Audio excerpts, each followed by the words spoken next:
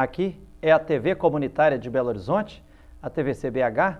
Eu sou Gilvanda Luiz Moreira e nós estamos começando mais um programa Palavra Ética. E hoje, com grande alegria, recebemos aqui um ator, artista, o Dimir Viana. Dimir Viana, bem-vindo aqui no Palavra Ética. Muito obrigado, Frei Gilvanda, por esse convite. Estamos aí para bater um papo. Sinta-se em casa, tá? Obrigado. Em casa ou no teatro, ou no palco, ou nas ruas, tá? Tenha vontade. Dimir Viana, então, como eu disse, é ator, é artista, é licenciado em teatro pela UFMG, licenciado em educação artística pela Universidade Estadual de Minas Gerais, a UENG, e é mestre, tem mestrado em educação na Faculdade de Educação da UFMG. Compositor também, né? Coordena o núcleo de mobilização social do INSEA e é também diretor artístico da AME, da Associação Mineira pela Educação. Dimir, aqui no Palavra Ética, normalmente a gente começa do começo, para variar, né? Conte para nós um pouquinho da sua origem. De onde você vem, um pouco das trilhas que você trilhou para chegar, ser quem é você hoje e fazer o que você está fazendo. Bom, eu sou aqui de Belo Horizonte mesmo e orgulhosamente nasci na Pedreira Prado Lopes. Oh, que beleza. Um tempo onde a pedreira ainda era mais tranquila, não é? Então eu nasci na Pedreira Prado Lopes e passei parte da minha infância, na verdade, ali, outra parte na região ali do aeroporto. E depois de 8 anos de idade fui morar na região de Venda Nova, onde eu passei boa parte da minha infância até a adolescência. E você, logo cedo, você já começou a acompanhar e visitar e abraçar a luta dos movimentos sociais, né? É verdade. A minha trajetória, na verdade, ela começa sempre nos movimentos de igreja, né? Aos 16 anos eu fui morar com uma família na região da Pampulha, praticamente uma família que me adotou, e ali, junto com os Orionitas, com a congregação dos Orionitas, eu tive os primeiros contatos com as manifestações artísticas que a gente tem acesso nos movimentos de igreja, o teatro, a música, e ali, na verdade, eu começo essa trajetória com os movimentos sociais. Você participou de quais movimentos e hoje você está em quais que você participa, assessora? A entrada, na verdade, começa na Pastoral da Juventude, isso lá nos idos anos 80. Depois de um longo tempo que eu já tinha passado pela universidade, eu fiz contato com as pastorais, a pastoral de rua, principalmente, e a partir dali eu comecei a entender o que é o movimento de luta da população de rua, também o movimento do sem-teto, vamos dizer assim, e, sobretudo, o movimento dos catadores de materiais recicláveis. Eu trabalhei na ASMAR e hoje faço parte, inclusive, do Movimento Nacional dos Catadores, sempre trabalhando com a arte. Então, esse é o espaço onde eu tenho participado. Dimir, você é compositor, ator, né? Eu, por exemplo, tive a alegria e nunca esqueço o dia que tive a inesquecível oportunidade de participar da peça Olga, que você organizou e apresentou aqui em Belo Horizonte, né? Você já, além da peça Olga, você já montou e organizou várias peças e atua também em várias como ator? Sim, a minha trajetória no teatro começa há muito tempo, começa no final dos anos 80, no teatro universitário. Eu passei por as principais escolas de teatro aqui em Belo Horizonte, eu passei por elas, seja o teatro universitário, o curso de formação de atores que eu concluí no Palácio das Artes. Então eu já faço espetáculos desde os anos 80, e você citou Olga, por exemplo, só o espetáculo, só sobre a figura da Olga Benário, que é essa grande líder, que foi mulher de um grande líder brasileiro, Luiz Carlos Prestes. Eu fiz 3 espetáculos sobre Olga Benário, foi uma trilogia, na verdade. Eu ainda morava na Itália e fiz um espetáculo chamado Uma Carta para Anitta. Depois fiz com uma atriz do Rio Grande do Sul um espetáculo solo chamado Olga Benário. E depois fechei essa trilogia com o espetáculo Olga, Elegia de um Campo Sem Flor, que foi o espetáculo que você assistiu. Além disso, eu passei por outros espetáculos, como Tragédia Grega, passei por Garcia Lorca, Shakespeare, vários espetáculos com grandes diretores de Belo Horizonte. E também tive acesso à antropologia teatral no período que eu vivi na Itália, trabalhando com um grupo que colabora com um grande mestre de teatro, que é Eugênio Barba. Eu trabalhei com Cláudio Lacâmara, que organiza espetáculos e encontros sobre a presença do ator em estado cênico, ou melhor, a situação do homem em um estado de encenação, que é é o que preza a antropologia teatral. Então é um percurso longo aí no teatro. Na Itália você teve de 95 a 2000. 95 a 2000. Na Itália, mas perambulou por muitos países Por da muitos Europa, países né? da Europa, América Latina e o Brasil, sobretudo. Inclusive até gravou um CD sobre música popular? Além do trabalho de teatro, eu tenho esse trabalho de composição musical, seja na música popular brasileira e eu trabalho muito com música para teatro. Mas no período que eu vivi na Itália, eu organizei um grupo com músicos italianos, eu era o único brasileiro, e esse grupo se chamava Brasil Acústico. Então nós fazíamos música popular brasileira e música original.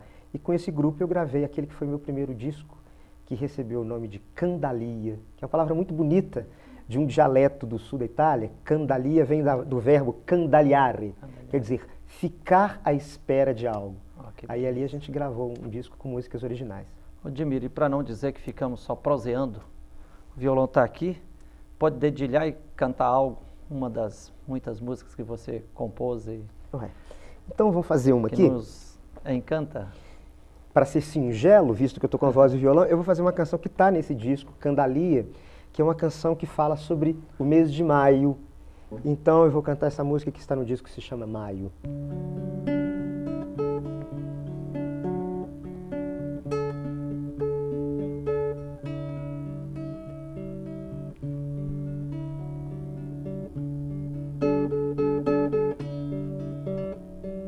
Ventos de maio, na direção da minha nota musical, roubam o compasso do meu álibi sem lume ou resistência. Sob as cordas do meu violão, tenso de manhã que entregue ao afã da alma, vibra com os ventos de outono. Queira o vento mesmo lento não soprar o amor, nem tomar subitamente a verdadeira cor de figuras cujas vidas, sob noites mal dormidas, são vidas mal paridas que outro maio não levou. Queira vento mesmo lento não soprar o amor, nem tomar subitamente a verdadeira cor de figuras cujas vidas, sob noites mal dormidas, são vidas mal paridas que outro maio não levou.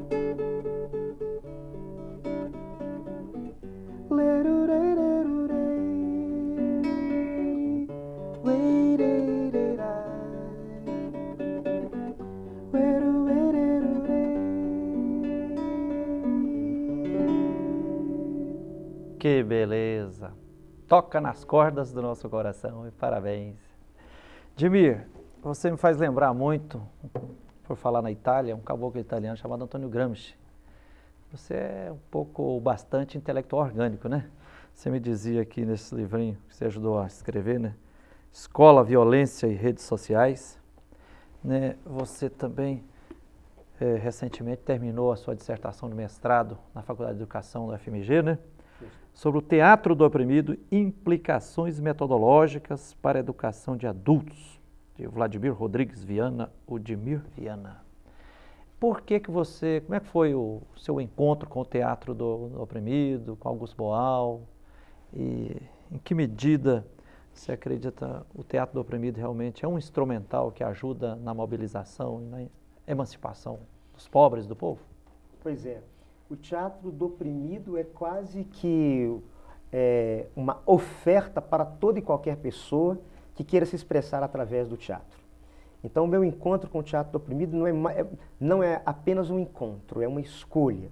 Eu entendo que o teatro do oprimido, como o próprio criador, Augusto Boal, esse brasileiro, que nos anos 70 ele sistematiza essa metodologia, ele nada mais quer que dizer para toda e qualquer pessoa que o teatro, assim como toda e qualquer arte, está presente na vida de qualquer pessoa.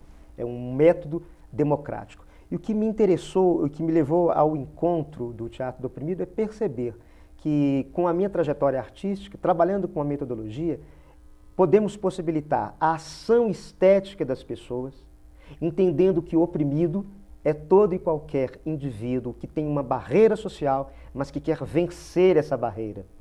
Então, somos todos nós. Então, o Augusto Boal, ele nos oferta uma metodologia que é um pouco o anti-teatro convencional, porque ele abre as portas para a ação artística das pessoas. É isso, eu ia te perguntar, quais as diferenças, né, do teatro do oprimido em relação a outros paradigmas de teatro? Pois é.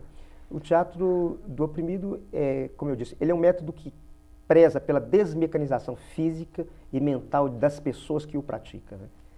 E, sobretudo, é um método político, é um método de intervenção, é um método pedagógico que quer fazer com que as pessoas, utilizando desse método, possam lutar contra as opressões do mundo contemporâneo.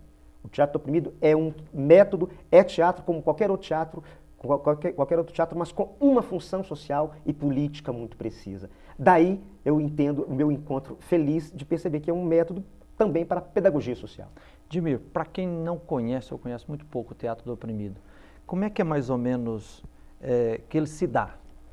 Por exemplo, tem a separação entre quem faz o teatro e o outro é um assistente de lá passivo, tenta envolver todo mundo. Como é que acontece esse processo de libertação, de empoderamento, pode dizer assim, de quem participa do teatro do oprimido? Maravilha. O Boal entende que o teatro aristotélico, aquele teatro que surge na Grécia, era um sistema coercitivo. Em grosso modo, o que é isso? O governo grego construía os seus grandes teatros nas montanhas para 15, 20 mil pessoas. E o governo, às vezes, pagava para o indivíduo assistir as tragédias. Sistema coercitivo por quê? Porque o indivíduo ficava sentado ali, assistindo o herói trágico, a fatalidade do herói trágico, voltava para casa com uma espécie de doutrinamento. O Augusto Boal avança nesse preceito e faz o seguinte: não, o teatro não é só a ação do artista no palco e o espectador assistindo. Ele avança, inclusive, no preceito de Brecht, que quer um teatro para a reflexão. O que o Augusto Boal quer, então? O que ele faz? A diferença. Sim. É um espetáculo em que o problema, o drama, a arte acontece no palco por meio de artistas, o espectador assiste aquele drama e tem a oportunidade de, mediado por uma pessoa, pelo Coringa, porque é o sistema do Coringa, mediado por este entendedor dessa causa colocada em cena, o espectador tem a possibilidade de entrar em cena, interferir na cena para combater o opressor que normalmente vence naquela cena que aconteceu. Então, ele desconstrói a ideia de que teatro está balizado naquela expressão grega, teatron, lugar de onde se vê o drama. Com Augusto Boal, não. O teatro passa a ser lugar onde você vê o drama e onde você transforma o drama. E transformar o drama é a luta que nós temos de transformar os problemas sociais. Okay. É realmente a grande revolução do teatro. Dimir, tá beleza. A próxima nós vamos fazer um pequeno intervalo. Nós estamos hoje aqui no Palavra Ética entrevistando Dimir Viana, que é ator, artista, licenciado em teatro pela UFMG, licenciado em educação artística pela UENG, com mestrado em educação na FAI, na UFMG, coordena o Núcleo de Mobilização Social do INSEA e é diretor artístico da Associação Mineira pela Educação. Nós vamos a um pequeno intervalo e voltamos já já.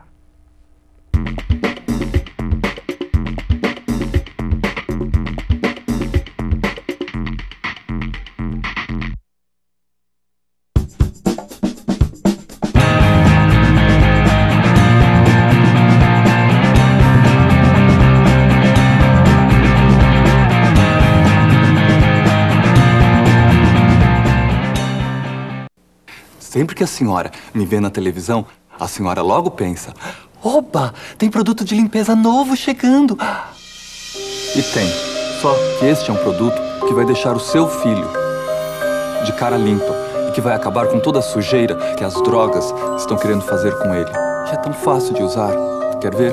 Toda vez que aparecer alguém oferecendo drogas, a senhora pede para o seu filho usar as mãos e fazer assim para as drogas.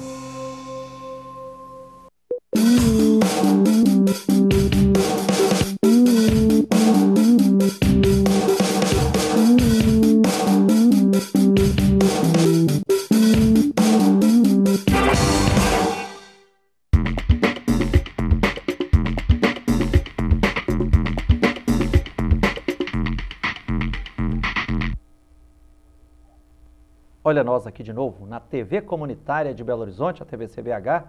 Eu sou Gilvander Luiz Moreira e nós estamos hoje, com muita alegria, entrevistando aqui no Palavra Ética, Dimir Viana, que é ator, artista, licenciado em teatro pela UFMG, com licenciatura também em Educação Artística pela UENG e tem mestrado pela Faculdade de Educação da UFMG, coordena o Núcleo de Mobilização Social do INSEA e é diretor artístico da Associação Mineira pela Educação. Dimir, no final do primeiro bloco você estava contando aqui das belezas e da diferença que é o teatro do oprimido em relação ao teatro grego, muitos teatros por aí que tem realmente a plateia, postura passiva, fica até assistindo, né? É verdade. Inclusive algumas pessoas que estão aqui acompanhando a sua entrevista, quase que entravam aqui no palco para participar, né? É claro. Dimir, você certamente enfrenta aquele desafio que é assim, muita gente hoje que ingressa, entre aspas, assim, na carreira artista, como ator, como compositor, como cantor, etc., tem que muitas vezes fazer uma escolha, trilhar o caminho do mercado ou cultivar o talento artístico coladinho aí com os movimentos sociais, e você faz isso. Agora isso tem um preço, né? É uma opção? Como é que você lida com essa questão? Porque você já deve ter, assim, rejeitado oportunidades para crescer como artista na via profissional, não é? É verdade. É bom esclarecer que, é claro, todo artista, ele também é um profissional. Então, assim, nós que vivemos numa sociedade de mercado, entendemos que o profissional vive do seu trabalho, esta que é a realidade. É claro que nós temos aí as questões éticas e o nosso envolvimento com um pensamento transformador, emancipatório. Então, por causa disso, a gente não se envolve em qualquer modo de produzir a nossa arte. Então, isso tem um preço, né? Não é pela necessidade profissional que alguns artistas, a gente conhece alguns deles, que vão fazer o que for possível para ganhar dinheiro, único e exclusivamente. A gente tem um compromisso ético pela nossa trajetória de vida, a gente tem um sonho, o desejo de colaborar comunitariamente, de participar das questões sociais. Então, ali tem uma escolha. Fazer o teatro do oprimido, por exemplo, é uma escolha. Não significa que eu não faça outros trabalhos profissionais que me pagam, etc. Mas nós temos uma escolha e defendemos pela ética que nós temos e esse compromisso social que nos acompanha. Ô Dimir, no primeiro bloco aqui, nós falamos aqui do CD que você compôs e gravou enquanto você estava na Itália, né, de 95 a 2000, sobre música popular brasileira, mas você também já compôs e gravou várias músicas aí que ajudam na mobilização dos pobres, né? Verdade. Inclusive, eu, por exemplo, quando ouço falar Dimir Viana, me lembra aquele hino dos catadores, né? E você está compondo agora um outro CD, assim, nessa linha de mobilização dos movimentos sociais? Sim. A gente agora está finalizando um disco que acompanha essa mesma ideia de música para mobilização social e também músicas para mística, que a gente sempre tem nos encontros do movimento dos catadores. Então, é música para mobilização, é música temática, é música, inclusive, pedagógica, mesmo para as questões como coleta seletiva, e que funciona muito bem. E virou aí, uma dessas canções estão aí no imaginário dos catadores no Brasil inteiro. Aí pode dedilhar uma dessas e cantar, porque se dizer que Dimir esteve aqui e não cantou, muita gente vai me cobrar. Essa canção, inclusive, que eu vou fazer aqui, ela tem uma história muito curiosa, porque na primeira marcha dos catadores que aconteceu em 2001 em Brasília, uma marcha que reuniu 5.000 catadores. Estamos falando dos catadores de materiais recicláveis, né? Os catadores de materiais recicláveis do Brasil todos se reuniram em 2001. E nós fizemos uma marcha. E eu fui convidado para fazer uma canção para uma animação. Eu fiz uma canção que foi entregue, Frei, assim, na véspera do evento. E comecei a tocar essa canção no evento, que depois ela praticamente virou um hino dos catadores, que é mais ou menos assim. Vamos lá.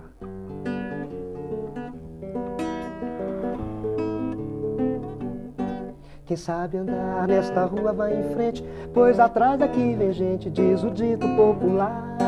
E quem caminha na linha da esperança, arrasta o pé, balança a trança na dança de se chegar. A quem diga olê, olê, olê, olá, catador de norte a sul e de acolá, nessa marcha sem parar. Caminhar é resistir e se unir é reciclar.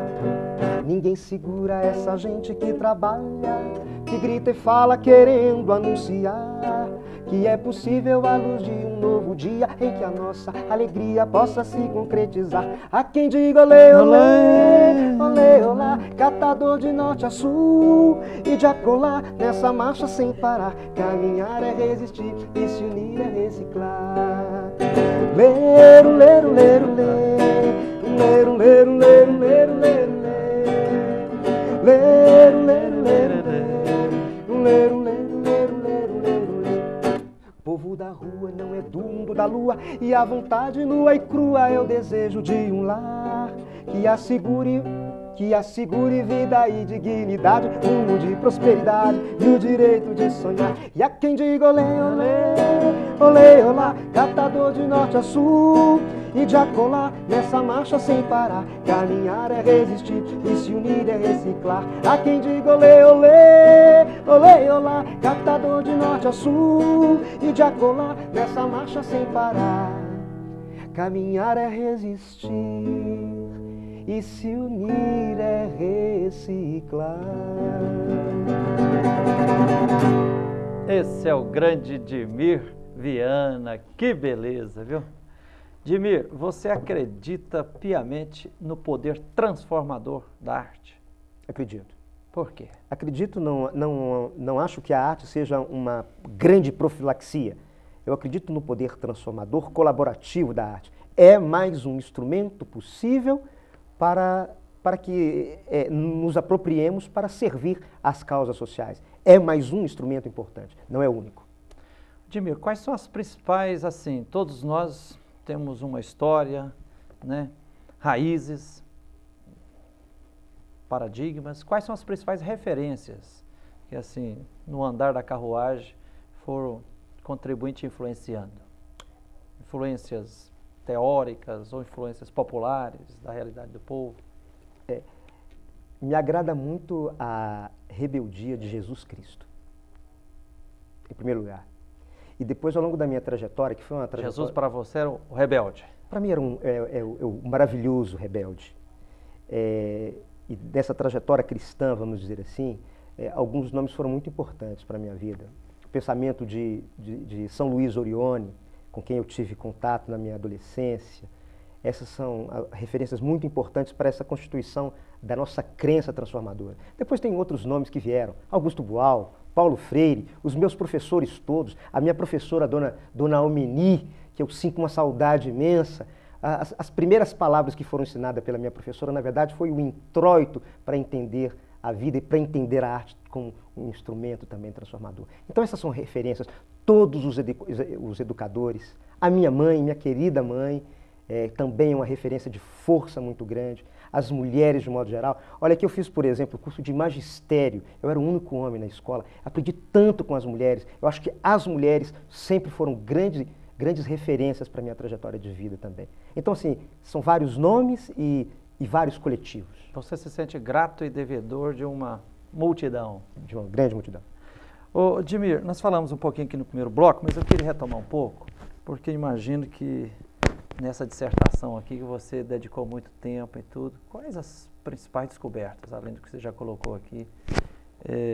Teatro do Oprimidos, as implicações metodológicas para a educação de adultos. Muito bem.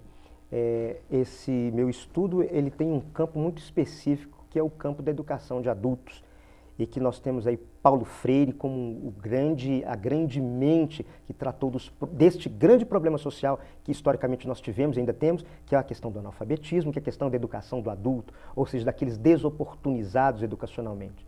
Então, a descoberta é a seguinte, que se ao longo da história da EJA, por exemplo, nós temos essa luta contra o problema social do analfabetismo, a gente percebe também que, além do analfabetismo das letras, muitas pessoas passaram e passam pela vida sem a oportunidade de acessar os meios de produção estética. Então, o que eu descubro aqui é que o teatro do oprimido, na educação de adultos, é um mecanismo importante para abrir às pessoas o acesso também a produzir arte, a serem artistas, a serem expressivos e a lidarem com a beleza.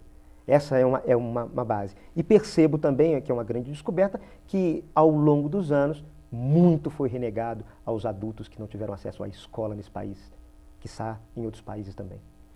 Odimir, como ator, como artista, como compositor, né, cantor, né, com licenciaturas na área de teatro, educação artística, mestrado, você atualmente está coordenando o núcleo de mobilização do INSEA, né, que é o Instituto Nenuca de Desenvolvimento Sustentável. Desenvolvimento Sustentável, né?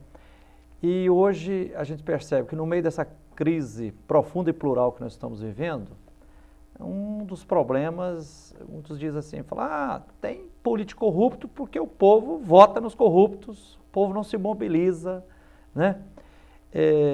A sua experiência, peregrinando aí por Minas Gerais e tudo, você está sentindo assim que está tendo uma efervescência de mobilização, a crise está apertando mais, o povo está acordando, como é que você sente a partir das suas andanças que está essa questão de fazer mobilização social?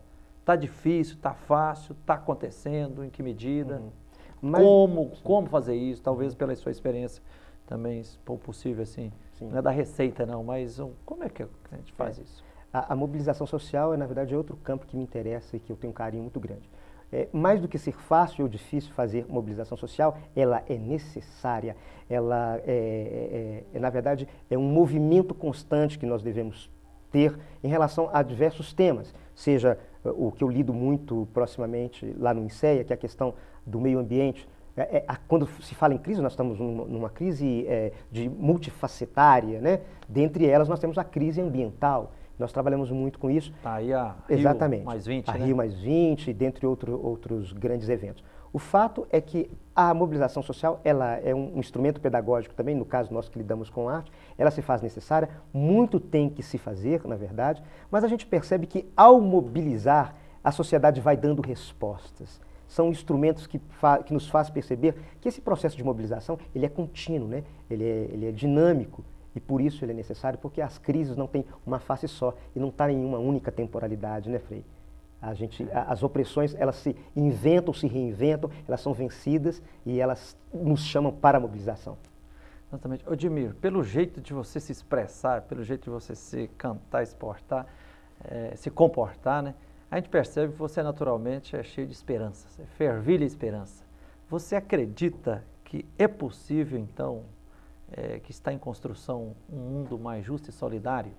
Acredito piamente nisto, porque nós convivemos com pessoas que ainda sonham. A palavra utopia, talvez aqui ela não seja nem necessária, mas eu acredito que a boa vontade, a necessidade do amor, ela está geminando no nosso meio, muito embora apareça muito menos. Mas eu acredito sim, eu tenho uma esperança que nós caminhamos também para um reino de fraternidade e de igualdade. Ok, Odimir Viana, obrigadão de coração por essa entrevista aqui. Infelizmente o tempo nos convoca. Nós entrevistamos aqui hoje no Palavra Ética Odimir Viana, que é ator, artista, licenciado em teatro, licenciado em educação artística, mestrado na Faculdade de Educação da UFMG sobre teatro do oprimido, coordenador artístico da Associação Mineira de Educação, coordena o núcleo de mobilização social do INSEA. Obrigado de coração a você, telespectador, telespectadora, pela sua atenção. Lembrando também que a programação aqui da TV Comunitária está acessível via internet, no endereço www.tvcbh.com.br, tvcbh.com.br, e após a exibição dos nossos programas aqui, eles vão para o YouTube e podem ser acessados através do nosso blog palavraetica.blogspot.com, palavraetica.blogspot.com. Até o programa próximo, com a graça de Deus.